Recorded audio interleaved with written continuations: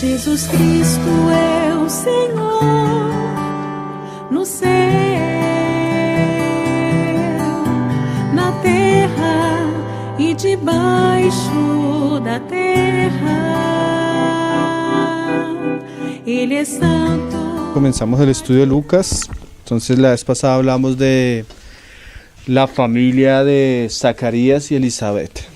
Hicimos una pequeña meditación en torno a la vida de este hogar, y hoy vamos a hablar un poco ya del anuncio del ángel a Zacarías y bueno, algunos aspectos que encontramos ahí en el verso 8. Entonces vamos a leer desde el verso 8 hasta la parte donde vamos a meditar hoy. Dice: aconteció que ejerciendo Zacarías el sacerdocio delante de Dios según el orden de su clase, conforme a la costumbre del sacerdocio, le tocó en suerte ofrecer el incienso, entrando en el santuario del Señor, y toda la multitud del pueblo estaba fuera orando a la hora del incienso. Y se le apareció un ángel del Señor puesto en pie a la derecha del altar del incienso, y se turbó Zacarías al verle, y le sobrecogió temor. Pero el ángel le dijo: Zacarías, no temas, porque tu oración ha sido oída, y tu mujer Elizabeth te dará a luz un hijo, y llamarás su nombre Juan. Y tendrás gozo y alegría, y muchos se regocijarán de su nacimiento, porque será grande delante de Dios, no beberá vino ni sidra, y será lleno del Espíritu Santo, aún desde el vientre de su madre, y hará que muchos de los hijos de Israel se conviertan al Señor, Dios de ellos, e irá delante de él con el espíritu y el poder de Elías, para hacer volver los corazones de los padres a los hijos, y de los rebeldes a la prudencia de los justos, para preparar al Señor un pueblo bien dispuesto. Entonces será hasta ahí la lectura y los pasajes que vamos a considerar. Entonces, bueno, vamos a volver desde el verso 8, ya ir meditando un poco más en cada asunto. Dice: ya se nos había dicho que, bueno, estaba Zacarías y Elizabeth, que eran ya de edad, que ella era estéril, que ellos eran hombres justos y rectos delante del Señor, y que no tenían hijos. Entonces se nos había dicho que en turno le tocaba a la clase de Zacarías ofrecer el sacerdocio. Entonces ahí es el pasaje donde comenzamos. Y dice: y aconteció que ejerciendo Zacarías el sacerdocio delante de Dios según el orden de su clase, conforme a la costumbre del sacerdocio, le tocó en suerte ofrecer el incienso. Porque eran muchos de su clase, pero solo uno podía entrar a ofrecer el incienso. Entonces en suerte le tocó a Zacarías, entrando él en el santuario del Señor. Entonces el santuario tenía algunas divisiones, unos muros de separación. Entonces dentro del muro estaba Zacarías ofreciendo el incienso, y fuera del muro estaba el pueblo a la expectativa. Y dice: y toda la multitud del pueblo estaba fuera orando a la hora del incienso. Y se le apareció un ángel del Señor puesto en pie a la derecha del altar del incienso. Y comenzando a resaltar una palabra, o sea, ve que en el verso 9, en el verso 10 y en el verso 11 aparece incienso. Ofrecer incienso a la hora del incienso, y se le aparece el ángel en el altar del incienso. Esos datos son bien interesantes, porque eso, lo que está haciendo Lucas es mostrar la escena. Nosotros aquí hace tiempo hicimos un estudio que se llamó el Tabernáculo de Moisés. Cuando estudiamos el altar del incienso, vinimos a estos pasajes. Entonces, en la Biblia, el incienso siempre habla de las oraciones. Entonces, bien interesante que era la hora del incienso, le tocó en suerte ofrecer incienso, y se le aparece el ángel del Señor al lado del altar del incienso. Y se turbó Zacarías al verle, y le sobrecogió temor.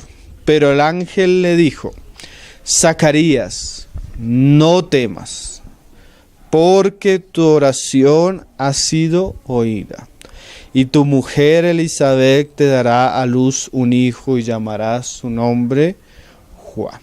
Entonces, antes de comenzar a estudiar otros asuntos, yo quiero resaltar un poco el aspecto de la oración.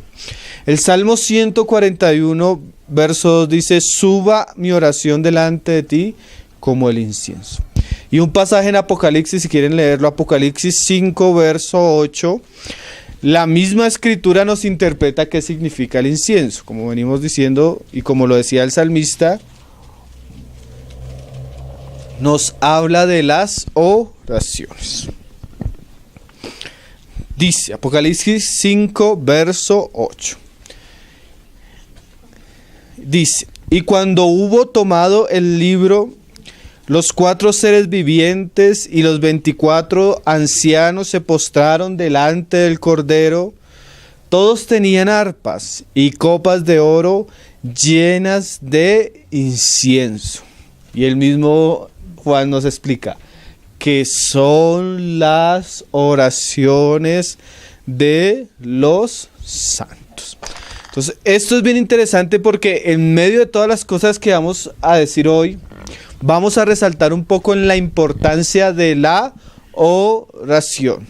Como decíamos hace 8 días, es muy difícil encontrar una persona justa y irreprensible que no tenga una verdadera vida de oración.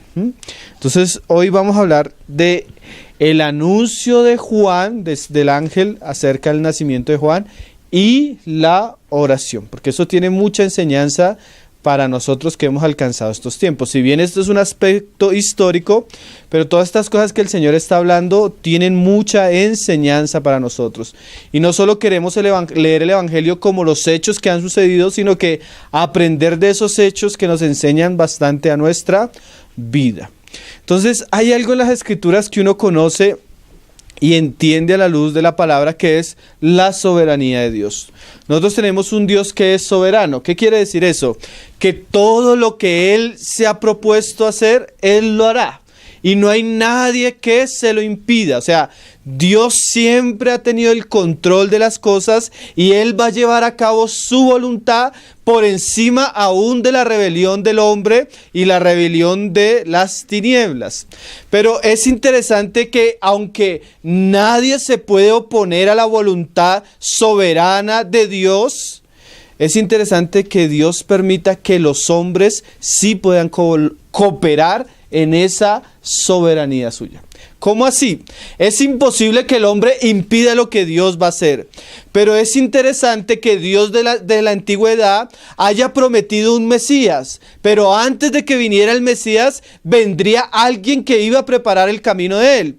Y como vamos a leer más adelante, ese hombre ya estaba descrito y anunciado. Era un profeta, ¿sí? Juan el Bautista. Pero aunque Dios había dicho que eso iba a suceder, es interesante que Dios involucre la oración de Zacarías y Elizabeth en relación a ese propósito. Entonces, por eso decimos, aunque nadie puede oponerse a lo que Dios se ha propuesto en su corazón, hay personas que sí pueden cooperar. Y una de las mejores maneras que Dios le ha dado a sus siervos para cooperar en lo que Él se ha propuesto hacer es la oración. Y esto es algo, pero de verdad, hermano, que cuando uno comienza a considerar la oración en la economía de Dios, tiene un plan muy precioso. Entonces vamos a comenzar a estudiar el asunto desde ahí. Vamos a Amós capítulo 3, verso 7. Aunque para algunos hermanos suene escandaloso, la oración es participante en la manera como Dios hace las cosas. Porque hay cristianos que dicen así. Yo he escuchado cristianos que dicen así. Hasta hermanos queridos. Pero dicen así: hermano, los tiempos que estamos viviendo, ya la Biblia ya habló del anticristo, ya habló del gobierno mundial, habló de la apostasía, ya eso va a suceder, lo hagamos o nosotros algo o no, eso va a suceder. Pero la Biblia también dice que oremos por nuestros gobernantes. Miren lo interesante. A pesar de que la Biblia dice que van a suceder cosas, Dios nos dice que oremos por ciertas cosas. Eso es en lo negativo, pero en lo positivo también. A veces nosotros escuchamos pasajes como dice: la tierra el reino de los cielos llegará hasta los confines de la tierra. O sea, el evangelio será predicado en todo lugar. Pero el hecho de que la Biblia diga algo no nos exime de la responsabilidad a nosotros de orar. Y a veces a nosotros se nos olvida esa parte, hermano. Por ejemplo, Dios le dijo a Abraham que de su descendencia él haría una gran nación. Entonces Abraham tuvo un hijo que se llamó Isaac.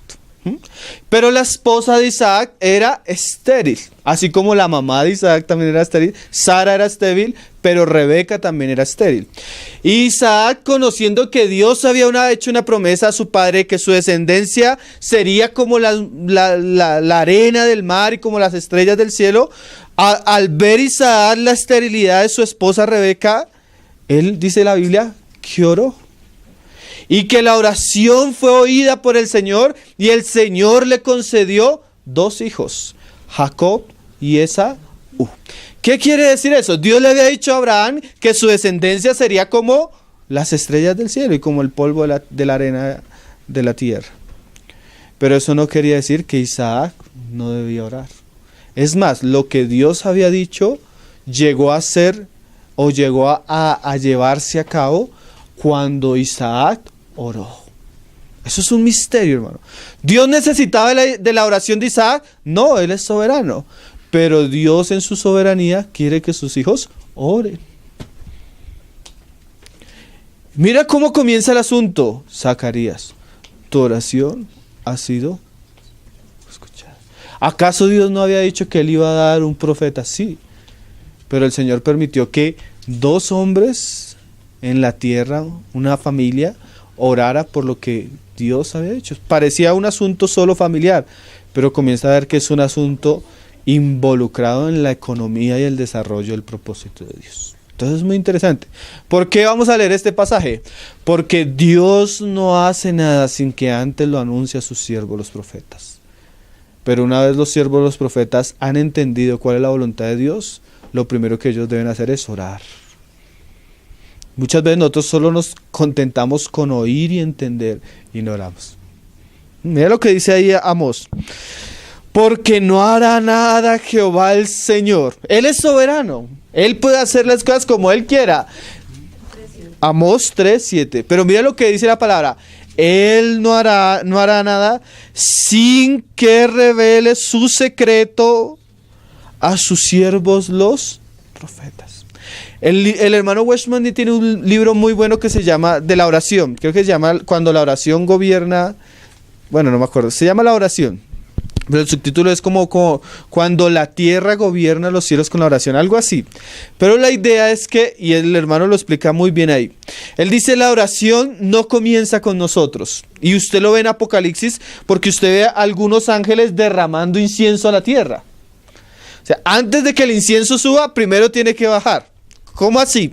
Antes de que nosotros podamos orar para que nuestra oración realmente sea eficaz, comienza con Dios revelarnos su voluntad o transmitirnos su querer a nuestro espíritu. Y la respuesta cuando yo concibo cuál es la voluntad del Señor es orar. O sea que comienza Él dándomela a mí, yo recibiéndola, y lo que debo hacer ahora es devolverla. Algo así es la oración. Es un misterio, pero así es. Porque cuando yo oro en mi propio corazón, la oración comenzó conmigo y no va a ser respondida. La verdadera oración comienza con Dios, poniendo en nuestro corazón su voluntad, lo que Él quiere hacer. Pero lo que Él espera aquí en la tierra es que esa oración sea elevada hacia los cielos. Entonces, así como Dios no hace nada sin que se lo revele a sus siervos los profetas, podríamos decir también algo, hermano. Dios no hace nada sin que sus profetas no oren por lo que Él les ha revelado. Ahí te lo vamos a leer. Por eso le decía que aquí la oración tiene La Biblia dice más adelante, si se pusieren 2 de acuerdo aquí en la tierra, y oraren, y pidieren, mi Padre que está en los cielos les responderá. Entonces, no es que estos 2 que se ponen aquí en la tierra comenzaron un asunto, sino seguramente esos 2 son depositarios del secreto del Señor. Vamos a leer algunos pasajes para que vayamos entendiendo un poco esto que es muy precioso y que se hace muy importante para nuestra vida. El ejemplo de Daniel. Daniel capítulo 9, verso 2. El capítulo 9 de Daniel es el capítulo de la oración de Daniel al Señor. La oración que surge de una revelación de Dios, porque como leíamos ahí en Amós, no hay nada que Dios haga sin que se lo revele a sus siervos los profetas. Y Jeremías, cuando Dios le da la profecía acerca del cautiverio de Israel, Dios le da una tremenda revelación a Jeremías. La revelación, ¿Jeremías o Ezequiel? Bueno, me cruza ahorita un poquito el que el pueblo de Israel iba a durar 70 años en cautiverio en Babilonia. O sea, Dios no hace nada sin que antes se lo revele a sus siervos los profetas. O sea que Daniel, cuando iba a Babilonia y cuando fue llevado en cautiverio, él conocía las palabras del profeta. Entonces, cuando comienza a pasar ese tiempo y en las cuentas de Daniel ya están pasando los 70 años que Dios había dicho, Daniel, ¿ahora qué hace? Orar. Por eso les decía, Dios revela algo a sus siervos, pero Daniel se hubiera podido quedar, bueno, sí, el Señor dijo que en 70 años. Sí, si Él lo dijo, Él lo va a hacer. Pero mira el ejemplo de Daniel. Daniel, al entender esto, oró. Que a veces nosotros no lo entendemos, hermano. A veces nosotros decimos, en ejemplos muy sencillos, los pastores. Dios necesita levantar pastores ancianos en la iglesia y hacemos un tremendo mensaje acerca de las características de los pastores y todos nos levantamos y decimos amén, así deben ser los pastores. Pero muy pocos van al cuarto y se arrodillan y dicen, Señor, levanta pastores entre nosotros, levanta hombres con esto y esto y esto que tú dices en tu palabra. ¿Sí ven? A veces no es solo conocer la voluntad del Señor. La responsabilidad de nosotros es orar por eso. Dice, entonces mira lo que pasó ahí en el verso 2 de Daniel 9. En el año primero de su reinado, yo Daniel miré atentamente, así era Jeremías, en los libros el número de los años de que habló Jehová al profeta Jeremías, que habían de cumplirse las desolaciones de Jerusalén en 70 años. O sea, mira lo que hizo Daniel. Miró atentamente el libro de Jeremías acerca de las desolaciones. Entonces dice, y volví mi rostro a Dios el Señor, buscándole en oración y ruego, en ayuno, silicio y ceniza. Eso es muy interesante, hermano. Esa es la fiel respuesta de un hombre que ha entendido cuál es la voluntad de Dios. El hombre que ha entendido cuál es la voluntad de Dios en cualquier área que Dios ha querido mostrársela, lo primero que debería hacer es orar. Orar. O sea, yo entendí que la voluntad de Dios para mi vida es que yo sea esposo. Dios me hizo esposo. Ahora yo debo orar, Señor, tú has dicho que yo debo ser un buen esposo. Enséñame qué es ser un buen esposo a la luz tuya, Señor. ¿Sí?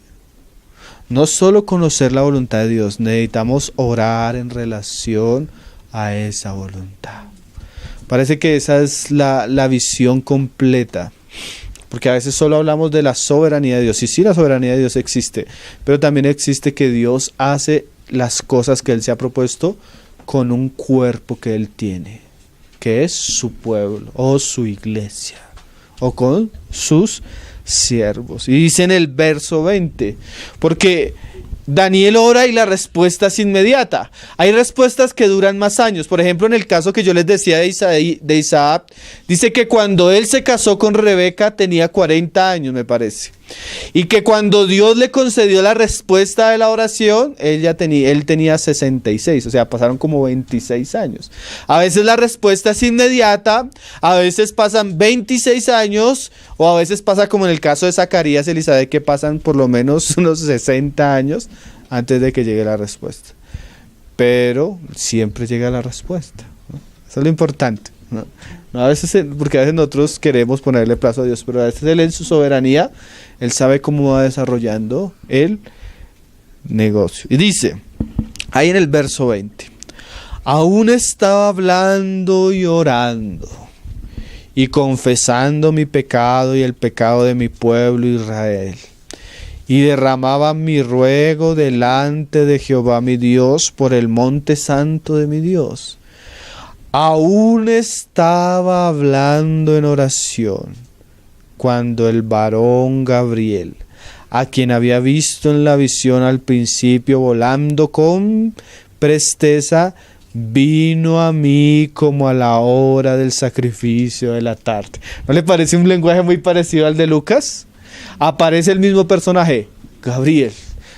A más o menos, no a la misma, pero sí a la hora del... En este del sacrificio, en el otro es a la hora de incienso. Entonces, mire lo interesante, hermano. Oración, comunicación directa con Dios, hermano. Oración, comunicación directa con Dios. No solo en la oración nosotros hablamos, sino en la oración recibimos respuesta.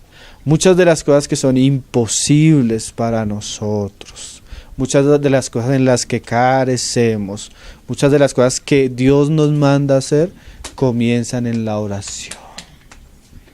Sin oración, una vida cristiana es prácticamente inútil. La mayoría de cristianos comienzan haciendo en vez de orando. Y ese es un gran problema.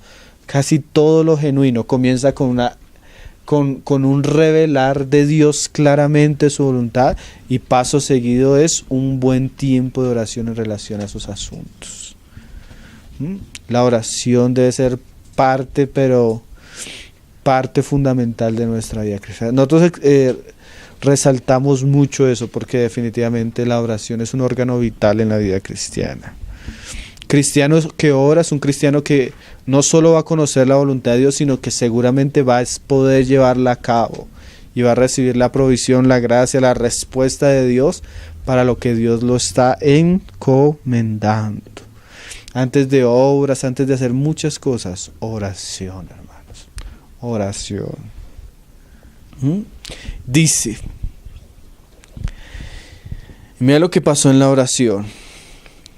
En el 22, y me hizo entender,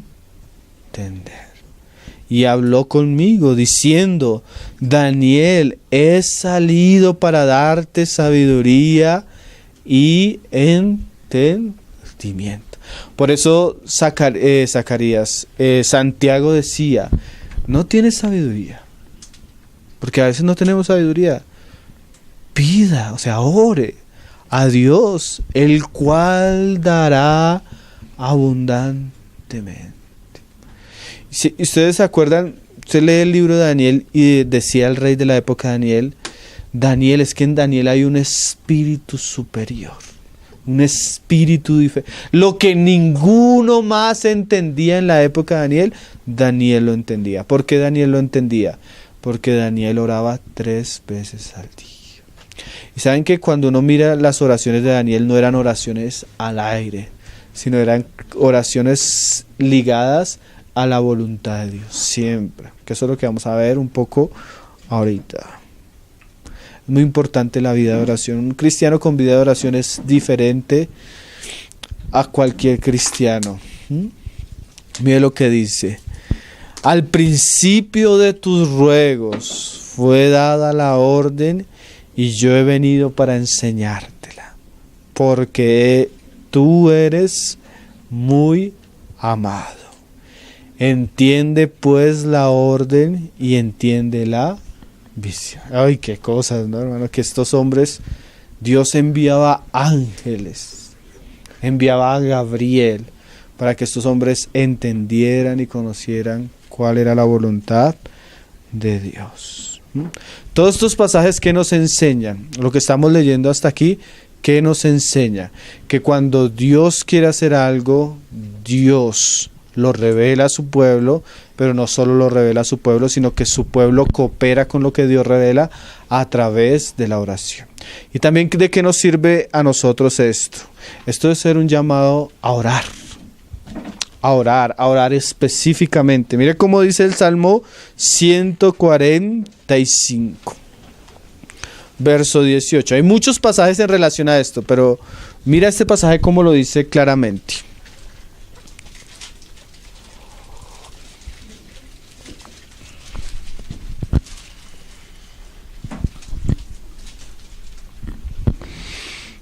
...145, verso 18...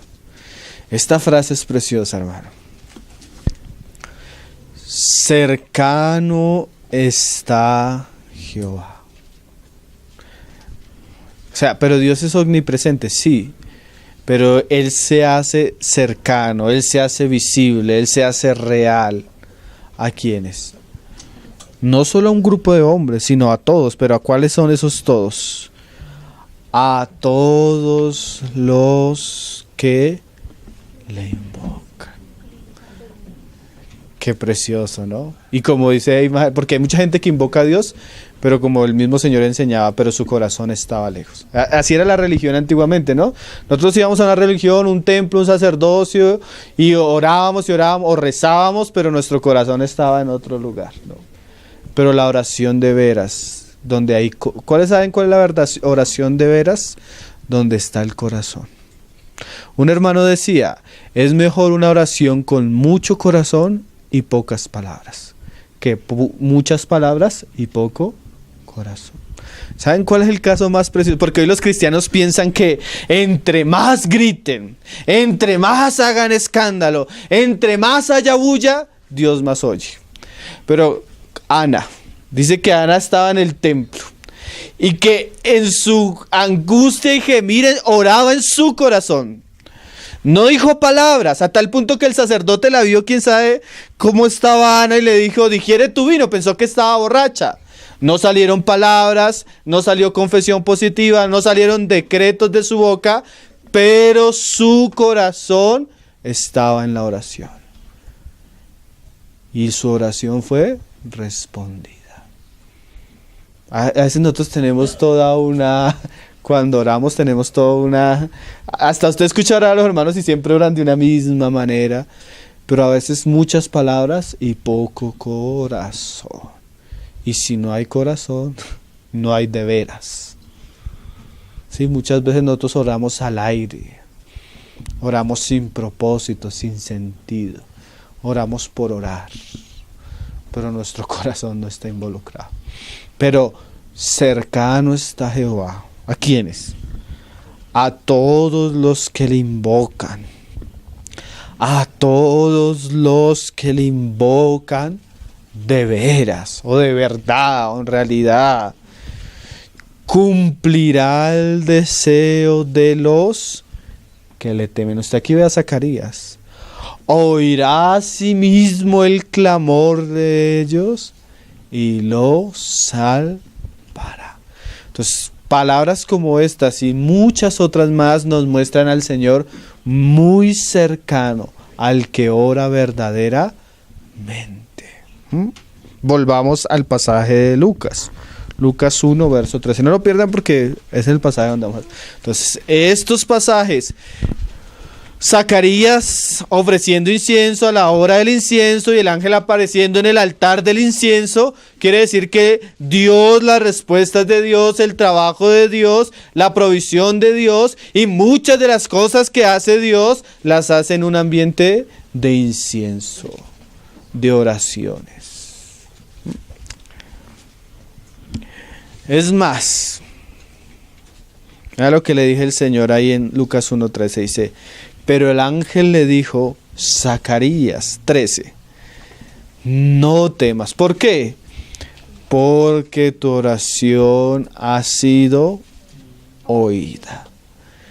Y tu mujer Elizabeth te dará a luz un hijo y llamarás su nombre Juan. Como les decía hace 8 días, el nombre Zacarías en lo que estamos leyendo es muy interesante, porque Zacarías significa Jehová ha escuchado. o Jehová ha hecho memoria. Entonces siempre que nosotros levantamos nuestras oraciones, aunque a veces nosotros no nos acordemos, Dios sí. Dios sí. Ahora, comencemos a leer un poco lo que le dice el ángel a Zacarías, que esto también es sumamente interesante. Dice, y tendrás gozo y alegría, y muchos se regocijarán de su nacimiento. Aquí comienza a suceder algo bien interesante. Comienza a describirnos el ángel a Zacarías, Gabriel a Zacarías, ¿qué va a ser ese hijo? Dice, porque será grande delante de Dios. No beberá vino ni sidra y será lleno del Espíritu Santo aún desde el vientre de su madre. Aquí hay algo que yo quiero resaltar, que no se ve en el texto, pero que es como la esencia de lo que quiero resaltar ligándolo con la oración. Zacarías y Elizabeth tenían una afrenta. Hace 8 días hablábamos de esa afrenta. La afrenta era que no podían tener hijos. En la época eso era algo terrible y más para un sacerdote. Y bueno, era la situación que el Señor había permitido sobre ellos. Seguramente su oración estaba ligada hacia su hijo. Pero es interesante cómo en medio del plan de Dios, Dios orquesta que ellos no puedan tener hijo, hace que ellos oren por ese hijo y ese hijo llega a ser participante del proyecto, del plan de Dios en un punto donde ese hijo llega a ser muy importante. Pero ¿por qué estoy diciendo esto? Porque nuestras oraciones deben tomar un sentido de trascendencia por lo que estamos viendo. Leamos Efesios 3:20, que nos habla un poco de lo que puede hacer Dios con la oración, que a veces nosotros perdemos ese sentido. Y puede que de alguna manera usted esté interpretando lo que yo he dicho hasta el momento de una manera muy superficial, porque eso es lo que pasa hoy en el cristianismo. Cuando se habla de oración, se aplica de una manera muy, pero muy superficial. Pero vamos a darle un poquito de trascendencia al asunto. Efesios 3, verso 20. Dice, y aquel que es poderoso para hacer todas las cosas mucho más abundantemente de lo que pedimos o entendemos según el poder que actúa en nosotros. ¿Por qué digo que nuestra oración debe tener un sentido mucho más trascendente? Porque nosotros pudiéramos interpretar el pasaje hasta este momento como, oye, pobre Elizabeth. Imagínate una mujer que no ha podido tener hijos. No, qué triste. Pobre Zacarías sin descendencia. Entonces muchos de nosotros diríamos, Señor, dale un hijo a Zacarías porque pobre Elizabeth va a estar sola toda la vida. Señor, quita la vergüenza y la humillación de Elizabeth. Entonces, esas oraciones son las oraciones muy superficiales, hermano. Y la Biblia dice que el Señor al que pedimos, Él puede hacer las cosas mucho más abundantes. Entonces imagínate esta oración. Si fuera en nuestros días, bueno, es más, si fuera en nuestros días y ya se le hubiera concedido el hijo, la oración de los padres sería, Señor, que el niño nazca bien. Otros dirían, Señor, danos la provisión para poder mantener al bebé. Otro diría, Señor, ¿qué va a estudiar nuestro hijo? Hasta pedirían por la universidad. Que salga con los ojos del papá, que salga... Pero hermanos, oración con trascendencia. Señor, que viva para vivir delante tuyo, Señor. Señor, que sea lleno de... Dame un hijo, Señor, pero que sea un hombre lleno del Espíritu Santo.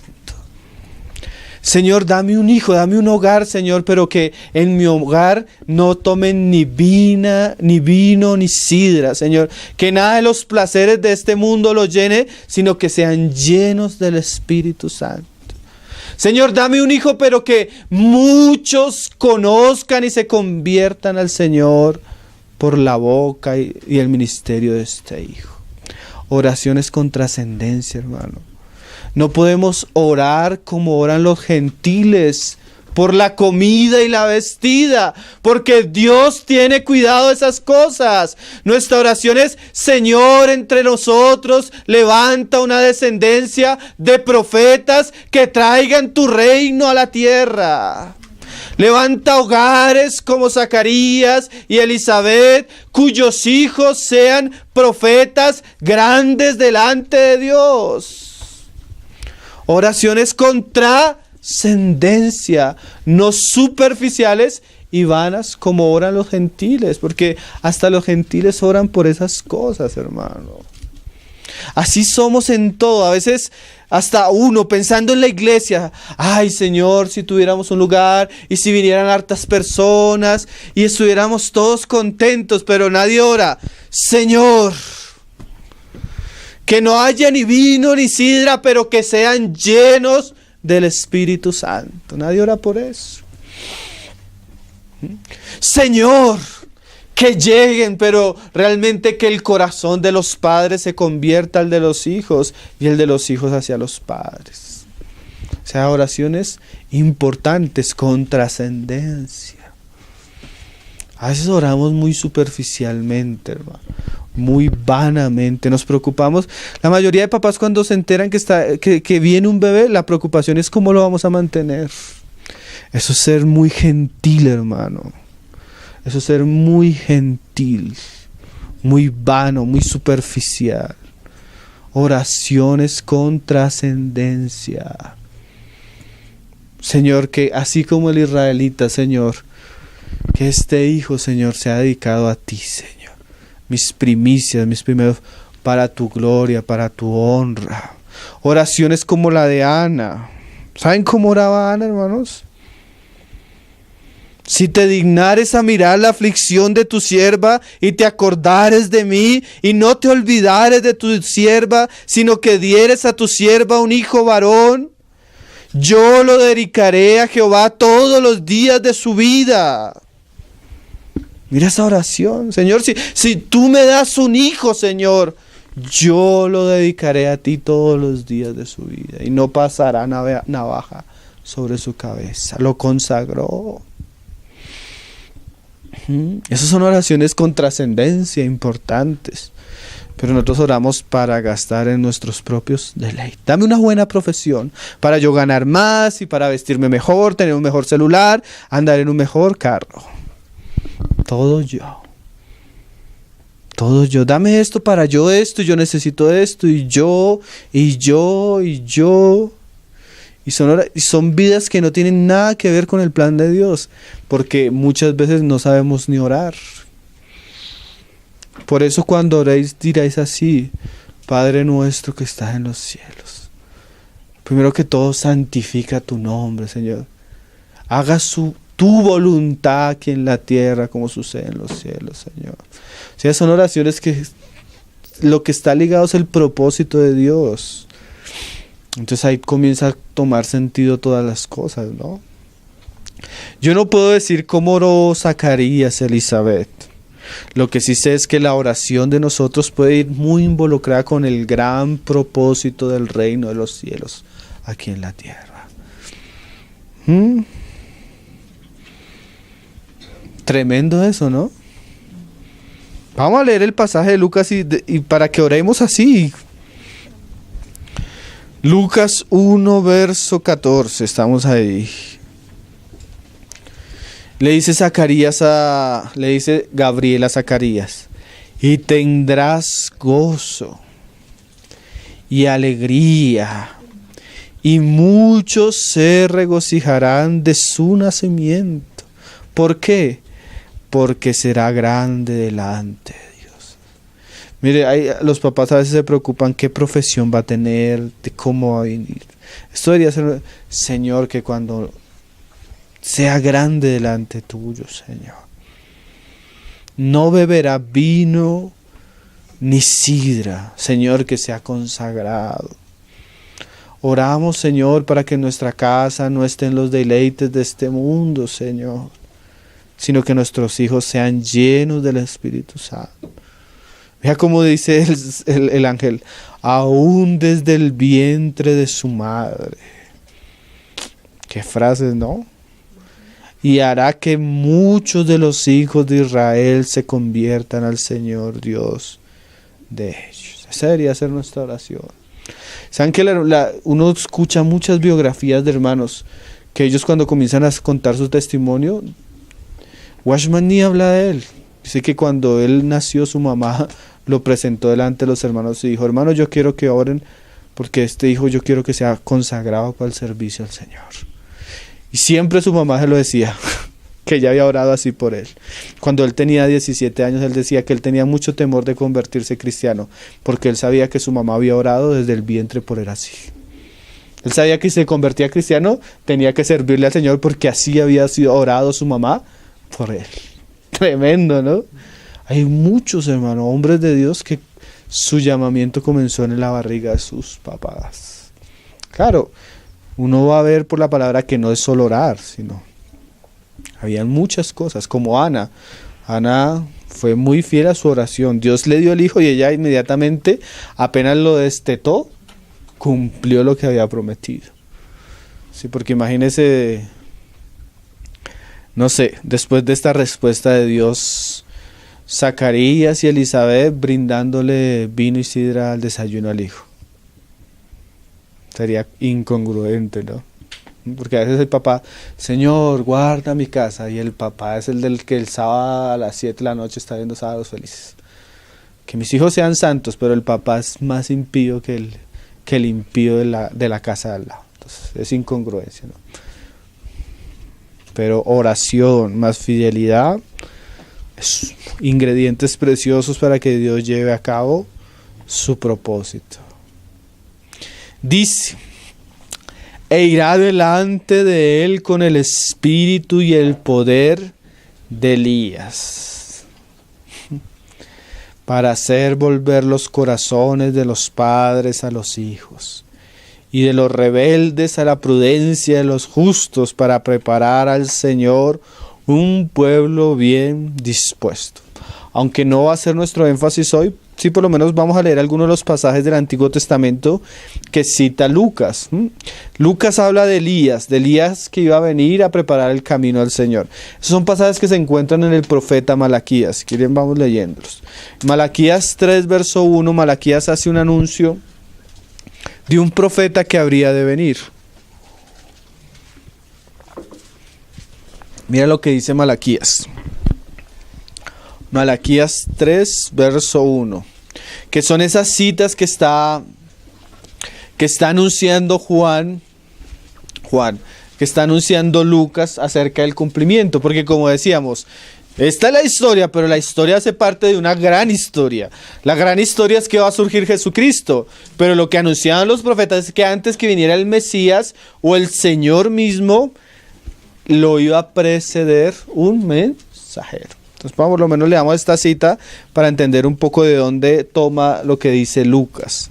Entonces, Malaquías 3 dice 1, verso dice, he aquí yo envío mi mensajero. Imagínate, el hijo de Zacarías y Elizabeth la estéril, el cual preparará el camino delante de mí. Y vendrá súbitamente a su templo el Señor a quien vosotros buscáis, y el ángel del pacto a quien vosotros deseáis.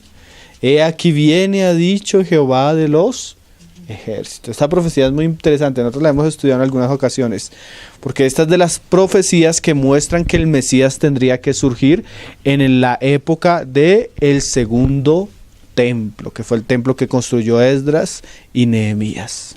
Mi mensajero, el ángel del pacto, ¿cuándo vendrá? Como lo dice ahí y vendrá súbitamente a su templo el Señor a quien vosotros buscáis. Esa profecía ya es imposible de cumplir por otra persona. Si Jesús no era el Cristo, ya se pasó el tiempo, porque el tiempo era el tiempo del segundo templo. Más adelante, Malaquías lo vuelve a repetir y especifica y ya anuncia que este siervo que habría de venir tendría el espíritu de Elías. Ahí Malaquías 4, verso 5. Dice, Ese mismo profeta, ese mismo mensajero, es el mismo que está diciendo Malaquías aquí en el 4. He aquí, yo os envío el profeta Elías. No es que Elías habría de venir de nuevo, sino que iba a venir un espíritu, en las escrituras se dice con el espíritu de Elías. No era que vendría, o como algunos han dicho que estos son de los pasajes que usan para decir que la Biblia habla de la reencarnación, sino que iba a ser otro hombre, iba a ser Juan el Bautista, hijo de Zacarías y de Elizabeth, pero que iba a venir con un espíritu parecido al de Elías. Y usted lo ve más adelante, se vestía como Elías, comía las cosas que mismo Elías y tenía el mismo carácter que Elías. Entonces es lo que la Biblia dice. Y dice: antes que venga el día de Jehová, grande y terrible. Porque así como en la antigüedad, antes que entrara un rey, de pronto cuando iba en conquista, el rey siempre mandaba adelante un pregonero, que preparaba para que la gente supiera que venía detrás él. Así Cristo, antes de que se manifieste el Cristo, Dios enviaría un mensajero, Elías, y él vendría con un espíritu y con un ministerio que claramente ya cumplió Juan el Bautista. Dice ahí en el 6, y estas son las palabras que cita Lucas: Él hará volver el corazón de los padres hacia los hijos, y el corazón de los hijos hacia los padres. Por eso, cuando una persona verdaderamente se convierte no solo en cristiano, sino se convierte en un buen padre. Porque el espíritu de Cristo y el de Juan el Bautista, ¿qué enseña? A los padres a volverse a los hijos. Pero no solo esto también, sino también le enseña al cristiano que se convierte, también se convierte en cristiano, pero también se convierte en un buen hijo. Y el corazón de los hijos hacia los padres. Por eso parte de la gran enseñanza de la Biblia, o cuando hablamos de la economía de Dios o del consejo de Dios, es hablarle a las familias, porque es parte de la enseñanza. Hoy en día, pues ya ni siquiera ya la gente ni se quiere casar, y los que están casados ya, educación de hijos, terrible. Y los hijos hoy en día ya no quieren saber de sus padres. Pero una de las partes de la restauración de la vida espiritual es restauración del ambiente familiar. Estos pasajes los usamos mucho cuando vamos a hablar de familias cristianas, porque el Señor restaura todas las cosas. Y antes a veces de restaurar la misma iglesia, la restauración de Dios comienza en los mismos hogares. Ese es el espíritu de Elías. Ese es el espíritu que iba a cumplir Juan el Bautista. Y dice: Él hará volver el corazón de los padres hacia los hijos y el corazón de los hijos hacia los padres. No sea que yo venga y hiera la tierra con maldición. Para terminar, quiero que leamos un pasaje en Hechos capítulo 2. Vamos a dejarlo hasta ahí. Es que no quiero avanzar mucho porque hay muchos detalles que me parecen muy interesantes en el libro y lo quiero meditar. Entonces, leímos: hay un anuncio profético, habría de venir un Elías. Dios usa a Zacarías, a Elizabeth, su crisis, ellos oran a Dios y ahora Dios los involucra en ese propósito. Ahora vamos a leer un pasaje, ya saliéndonos un poco de Lucas, de lo que iba a describirse lo que sería la era de la iglesia. El pasaje surge aquí cuando surge la iglesia, Pentecostés, y aquí Pedro en Pentecostés nos va a mostrar lo que va a ser la era de la iglesia. Pero ¿por qué quiero que leamos este pasaje? Porque así como habían profecías para Elías o para Juan el Bautista y que se cumplieron gracias a la oración de este hogar, así hay muchas cosas que el Señor ha dicho para su iglesia, hermano. Y quiero terminar poniendo responsabilidad en nosotros para que oremos.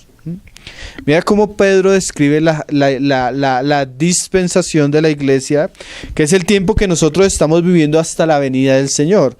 Ya no esperamos a Elías porque ya vino. Era Juan el Bautista. El Señor le dijo a sus discípulos, porque ellos le dijeron: ¿no habría de venir primero Elías? Y él dijo: mire, ya lo vieron, fue Juan el Bautista. Porque hay sectas que hoy día dicen que sus ministros son Juan el Bautista o los Elías. Hay que tener cuidado, porque ya Elías vino, que era Juan el Bautista. Pero mira lo que dice Pedro. Dice ahí en el 2:14. Porque acuerden que viene Pentecostés, ellos comienzan a hablar en lenguas, ¿sí? Comienza a suceder todo esto. Y la gente comienza a decir: están borrachos.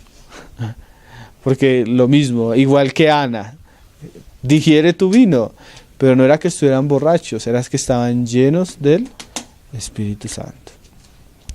Entonces Pedro, poniéndose en pie con los 11, alzó la voz y les habló diciendo: varones judíos y todos los que habitáis en Jerusalén, esto os sea notorio y oíd mis palabras. Y ahora no lo dice a nosotros, no solo los de Jerusalén, sino a nosotros. Y que sea notorio para nosotros y que podamos atender las palabras, porque acuérdese, el Señor no hace nada sin que antes lo revele a sus siervos, los profetas. O sea, el Señor va a hacer cosas, pero a veces Él nos permite entender qué es lo que va a hacer. ¿Para qué? Para que oremos. Para que oremos. Dice: porque estos no están ebrios. Porque la gente piensa que cuando las personas es ebriedad. Como vosotros suponéis, pues que es la hora tercera del día, o sea, eran las 9 de la mañana. Hasta ahora no iban a estar ebrios, era temprano. Entonces, ¿qué es esto? ¿Qué era lo que estaba sucediendo en la situación? Mas esto es lo dicho por el profeta Joel. O sea, hermano, porque realmente el Nuevo Testamento es el cumplimiento del Antiguo Testamento. Por eso Pablo decía que el Evangelio había sido anunciado por la ley y los profetas. O sea, todo lo que nosotros estamos viviendo y que se cumplió en el Nuevo Testamento era simplemente el anuncio del Antiguo Testamento.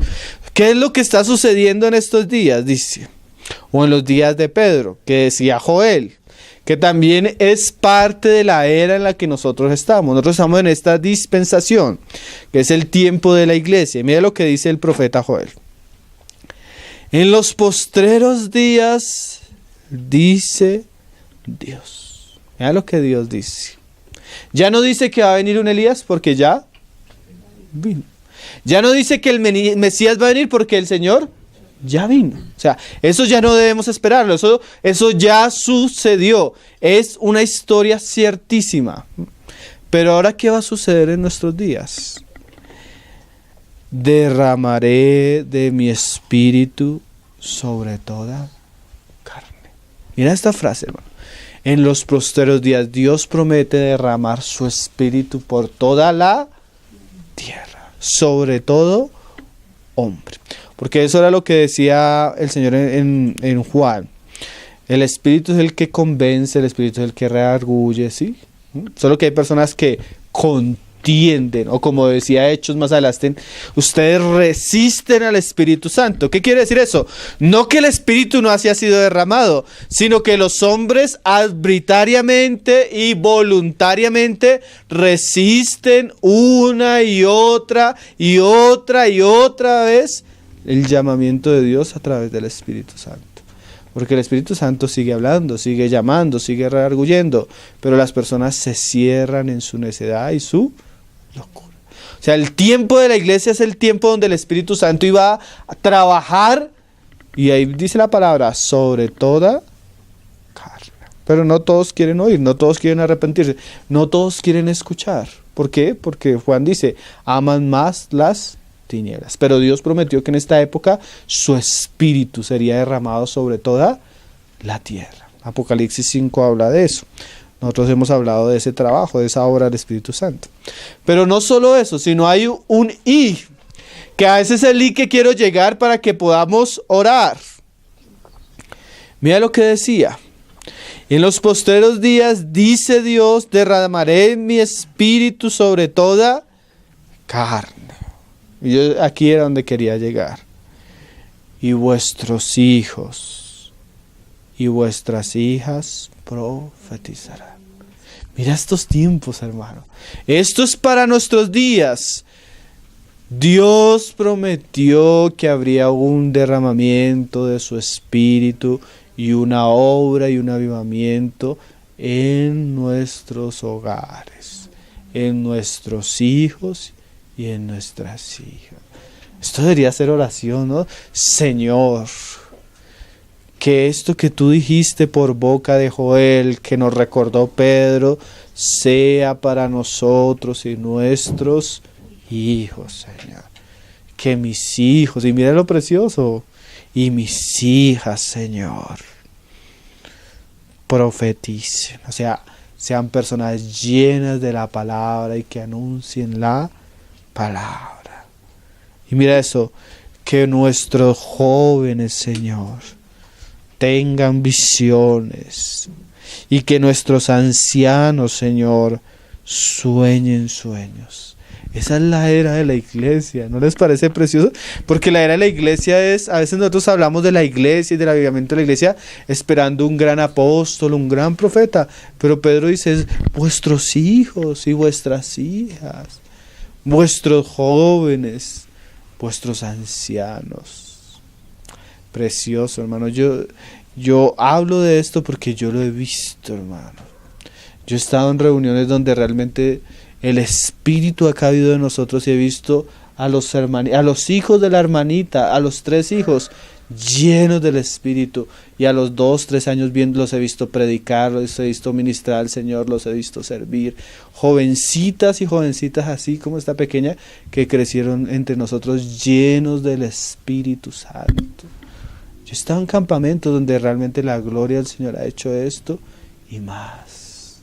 Y hay que orar, porque eso es hasta que el Señor dice más adelante: y de cierto sobre mis siervos y mis siervas en aquellos días derramaré de mi espíritu y profetizarán, y daré prodigios arriba en el cielo y señales abajo en la tierra, sangre y fuego y vapor de humo. El sol se convertirá en tinieblas y la luna en sangre, antes que venga el día del Señor grande y manifiesto. Y a veces nosotros sí es importante, estudiamos todo lo que tiene que ver con la luna sangre, estudiamos todo lo que tiene que ver con los últimos tiempos, pero se nos olvida la parte anterior del versículo, que antes de todo eso nuestros hijos y nuestras hijas profetizarán, tendrán sueños, tendrán visiones, nuestros jóvenes y nuestros ancianos. Estamos a la expectativa, y sí va a suceder, que se levanten una gran cantidad de eventos proféticos en contra de nosotros. Pero debemos estar a la expectativa en oración que se levanten y se cumplan aquellas cosas que el Señor dijo en nosotros.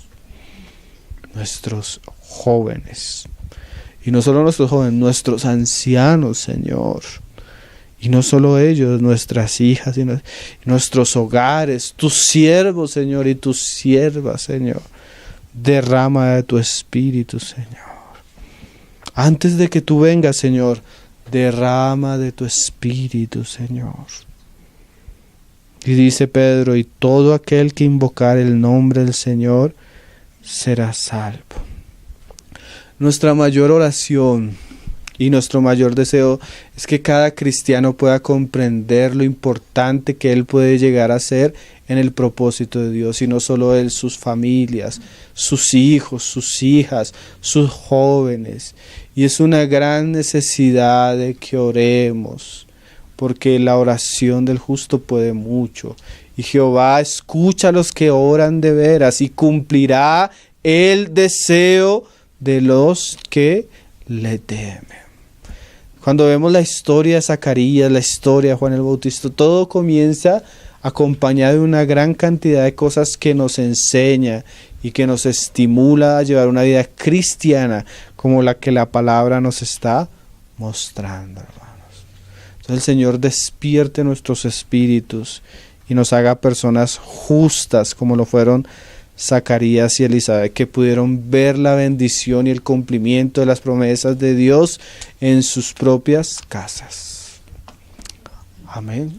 Señor, levante entre nosotros un espíritu de oración, de incienso, pero un incienso puro, trascendente, que tenga valor, que haga parte de lo que Dios quiere hacer en nuestros días. No esas oraciones baratas, carnales, superficiales, que hacen los mismos gentiles, sino que oremos verdaderamente para que Dios haga un verdadero avivamiento en nuestras vidas y hogares. Esa es nuestra oración, hermano. Nuestra oración es que podamos ver esto en nuestras vidas, como Dios lo ha venido haciendo, y lo ha venido haciendo, y lo ha venido haciendo, y lo seguirá haciendo hasta el día grande de Jehová. Entonces no quise pasar por encima de esto, porque realmente el Señor nos hable con esto que hemos estudiado hoy. Entonces, el anuncio del nacimiento de Juan y la oración. Y la oración. Padre, te damos gracias en esta noche, Señor, que tú nos permites considerar tu palabra, Señor, y que tu palabra es limpia, es verdadera, Señor, y es pura, Señor. Haz de nosotros, Señor, hombres que oremos, Señor, y que nuestra oración, Señor, pueda ser útil, Señor, conforme a tu voluntad y a tus planes, Señor. Oramos, Señor, oramos porque nosotros estamos en esos postreros días, Señor, donde tú prometiste por tu palabra hacer grandes prodigios y señales. Concédenos ver esos prodigios en nuestros hijos, Señor, y en nuestras hijas, Señor. Concédenos ver esos prodigios en nuestros jóvenes y en nuestros ancianos, Señor, en tus siervas y en tus siervos, Señor. Tú prometiste que habría uno que nos bautizaría con el Espíritu Santo, Señor. Que tu Espíritu Santo sea derramado sobre nosotros, Señor, y sea llevándonos, Señor, a experimentar todas aquellas cosas que tú prometiste, Señor. Oramos para que tú levantes hogares piadosos, Señor. Padres que sus corazones realmente se vuelvan a sus hijos, Señor. Y hijos que sus corazones realmente se vuelvan a sus padres. Y que podamos servirte y adorarte a ti, Señor, como tu nombre y tu gloria corresponde, Señor. Guarda tu palabra en nuestro corazón, Señor, para que en tiempos de aflicción y de afrenta, Señor, podamos asirnos de ella con la esperanza, Señor, de que aquel que no miente ha jurado una vez y para siempre, Señor. Y sus promesas son en el sí y en el amén, Señor.